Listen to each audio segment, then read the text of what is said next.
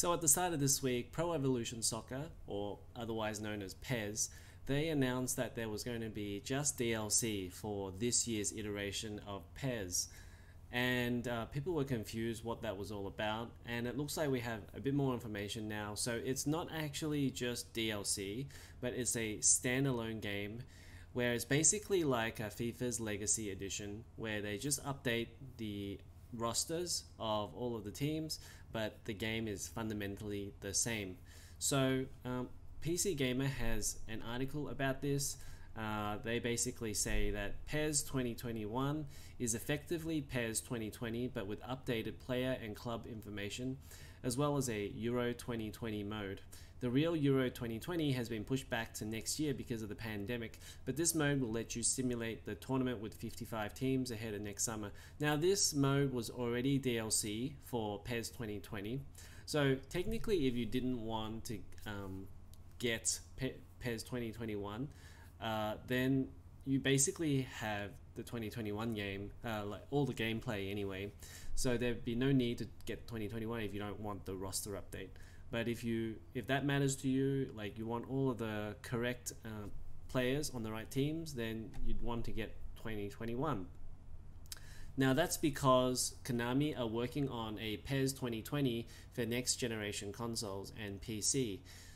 And also, they didn't say it in this article, but as I was reading some forums, it looks like there's not going to be a Fox engine, and it will be on, oh, actually it says it right here, it will be on the Unreal Engine.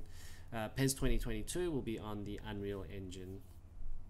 And they also say that it's going to be available for £24.99. It didn't say US price, but I'd assume that it's probably going to be around the same price.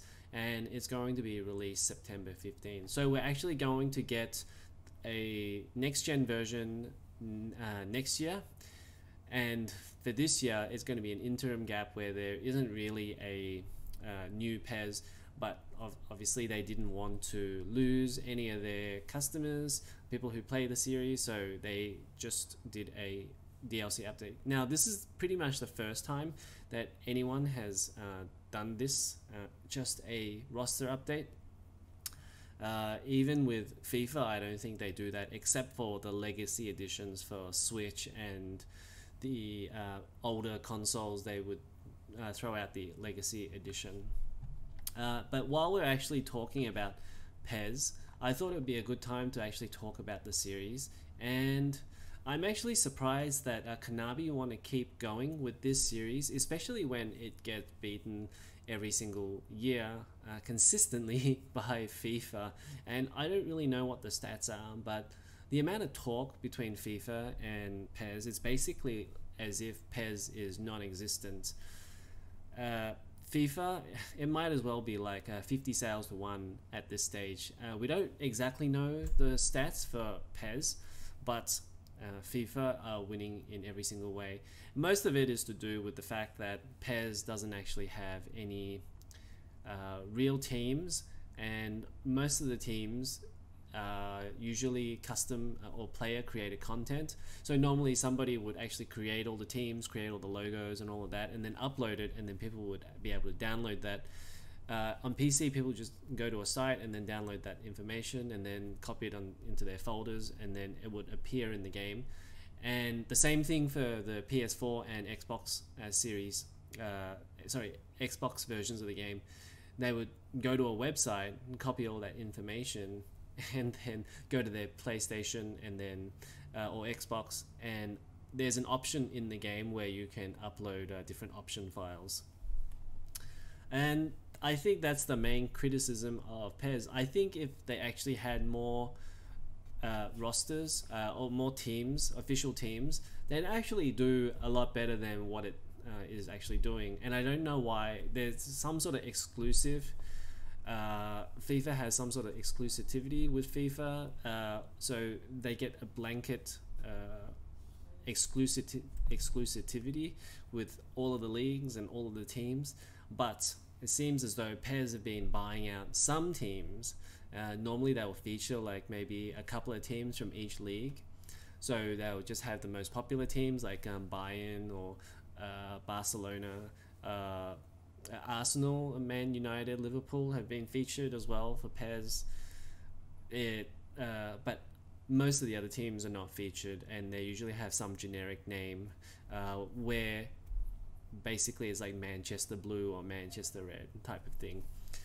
I think that has hurt it a lot, and there was a time with PlayStation 2 when PES was doing okay. I wouldn't say amazing, but at that time FIFA was doing so badly that people were looking for a better soccer game, and as FIFA got better, there has been less need for a PES.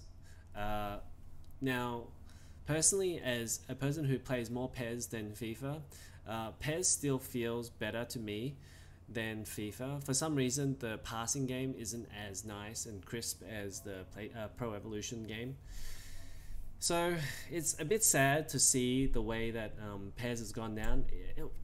I said previously that it's probably looking like it probably won't exist in the next 3 or 4 years if it keeps on going down this path. But it seems as though what Konami are doing is that they just create one version of the game and then sell it for the entire generation. So we had the PlayStation 4 version of the game, and then they would keep on reiterating and updating that. And looks like that's what they're doing here. They're spending 2 years to make the game, and then they will iterate that every year. And effectively what they're doing is like all of the fans will buy like 4 or 5 versions of the game, so it's kind of worth it for them to do that. Now Konami, they don't really have any other games right now. They had Metal Gear Survive, and aside from that maybe Castlevania, but they don't have any games, which leaves me to wonder like what's gonna happen with PES. I think like I said before, maybe at the end of the next generation, PlayStation 5, it's going to struggle so much that maybe they're just not going to have PES, which is a real shame, because that means FIFA will probably go the way of Madden. There's no competition for Madden, so then the actual game kind of suffers for that. And similar with NBA 2K, even though NBA 2K, people seem to think that it's the best basketball game, but because there's no competition, we don't really get to see the NBA 2K team pushed like they were when 2K first started. When 2K first came into the market, people really enjoyed the simulation aspect over NBA Live, and that's what made FIFA improve so much, because there was always Pro Evolution Soccer.